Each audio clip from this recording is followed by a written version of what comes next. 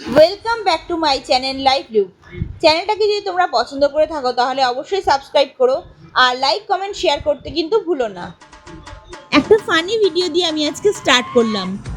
এই ভিডিওটা দেখে কে কে গেস করতে পারবে যে আমি কি নিয়ে ভিডিওটা করতে চলেছি?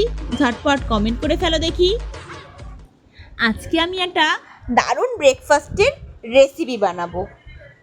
সেই জন্যই আমি প্রথমেই স্যালাড কেটে নিয়েছিলাম। স্যালাডটা কেটে নেওয়ার পরে আমি একটা ব্যাটার বানাবো, তো সেই জন্যই থালায় অল্প পেঁয়াজ কুচি, অল্প কাঁচা লঙ্কা কুচি, অল্প নুন, অল্প ক্যাপসিকাম কুচি আর 3টে ডিম দিয়ে একটা ব্যাটার বানিয়েছিলাম। আমি এখানে 3টে ডিম ইউজ করেছি, তোমরা চাইলে এখানে 2টো ডিমও ইউজ করতে পারো। আর এখানে আমি গোলমরিচের গুঁড়োটা দিইনি, তোমরা চাইলে এখানে গোলমরিচের গুঁড়োটাও অ্যাড করতে পারো। তো দেখো আমি এক এক করে 3টে ডিম ফাটিয়ে নিলাম। এরপর একটা চামচ দিয়ে পুরো মিশ্রণটাকে মিশিয়ে নিচ্ছি, কারণ নুনটা যাতে সব জায়গায় সমান পরিমাণ থাকে। আজকে আমি একটা পরোটার আইটেম তৈরি করছি, সেই জন্য আমি প্রথমেই পরোটাটা বেলে নিচ্ছি। পরোটাটা ন্যাচারালি সবসময় গোলই করি, কিন্তু আজকে ইচ্ছে হলো একটু স্কোয়ার শেপের পরোটা করব। তো সেই জন্য যা ঝক্কি আমি পুইয়েছি দেখো, এই ভিডিওতেই তোমরা দেখতে পাবে। ফার্স্ট টাইম ট্রাই করছিলাম স্কোয়ার পরোটা, তো বেলতে একটু কষ্টই হচ্ছিল।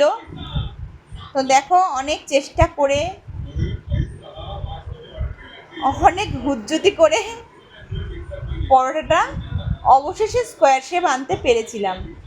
দেখো তোমরা ভিডিওটা দেখলেই বুঝতে পারবে যে কত কাঠ খড় পুড়িয়ে তারপরে আমি স্কোয়ার শেপ বেলে নেওয়ার পরে এই মিশ্রণের মধ্যে ডিপ করে এবার আমি একটা ফ্রাইং প্যানে তেল গরম করে রেখেছি, তার মধ্যে দিয়ে দেবো এটা ভাজবার জন্যে।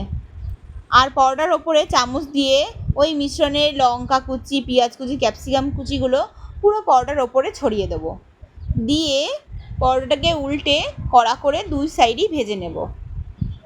দেখো দু সাইডই আমি কড়া করে ভেজে নিচ্ছি। নেওয়ার পর এটা গরম গরম সোজা প্লেটে চলে গেল।